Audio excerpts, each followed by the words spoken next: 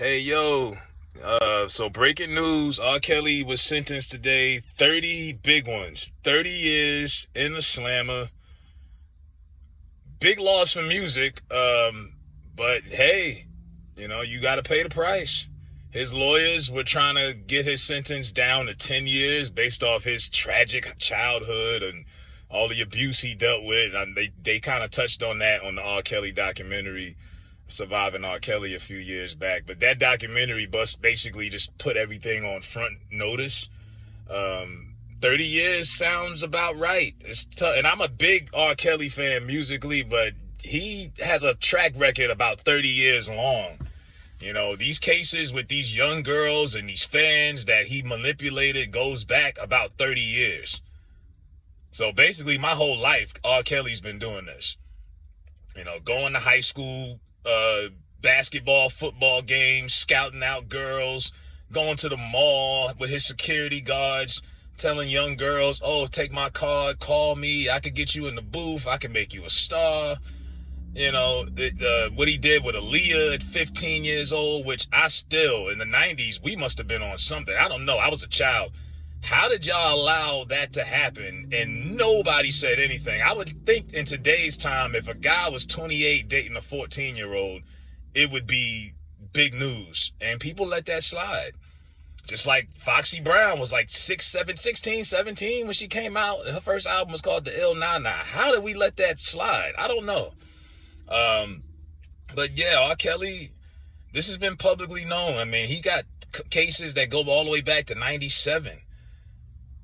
This is, you couldn't say, I don't care how much, and you still have a lot of women who go to these court appearances with t-shirts and signs. Oh, we love you, R. Kelly. Robert didn't do it.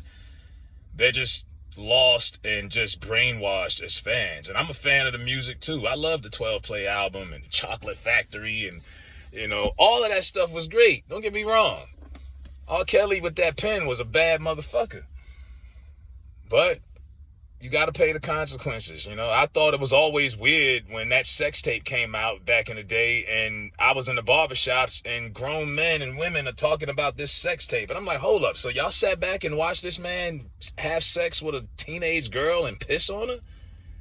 Yeah, you would think that'd be kind of disturbing, but people were watching. It was almost like watching a bad car accident on the interstate. You ride past it, you're like, damn, but you don't, yeah. Really, really freaky shit. But I knew once that doc came out a few years ago, he was done. He wasn't coming back from that. That documentary swept people off their feet, and it turned a lot of people who were supporting R. Kelly against R. Kelly. Of course, he had that infamous viral interview with Gail Kim a few years back. Y'all killing me, what y'all want me to do? Like, he was going off, but he knows he's guilty. And he ruined a lot of these girls' lives. I want to know, why are these parents getting off the hook, though? Even Aaliyah's parents. How the hell do you let somebody take your 15-year-old daughter, rather he was helping her with her career or not? It was pretty obvious, what they were doing. And all of these parents that allowed R. Kelly to prey on their children, for whatever the case it may be, opportunity for fame, money, these parents need to be held accountable also. I don't give a damn who you are. My child is 15, 16. I don't feel comfortable with her being with a grown-ass man. There was an incident on a tour bus where his background people is, people who he travels with, his background dancers or whatever. And they said, yeah, it was one point where R. Kelly took one of the girls on the back of the damn bus in the middle of the night, and they like, yo, y'all know better than this. This girl is 16. And what did they do? They sat back and they allowed it. All the people that was around R. Kelly, as far as I'm concerned, are guilty too. Friends, managers, security, because they were all participating in his sick, his sick passion. They were enabling him. Ain't no way if I work for you, I'm going to help you prey on teenage girls. That shit is going to come back to haunt you at some point. But he's the only person going down, and everybody else gets to walk away from it and they get to tell stories. But people who are sat back and allowed this to go on for a long time, those are the guilty ones. Fans, we were just in love with the music. And even us as fans, we ignored a lot of stuff. I mean, R. Kelly dropped that sex tape and then dropped the Chocolate Factory like a year later, and everyone act like they totally forgot about it. Does that make us a little guilty? Maybe. But we were just strictly focused on the music. And none of us helped assisted him in his sick, twisted, endeavors.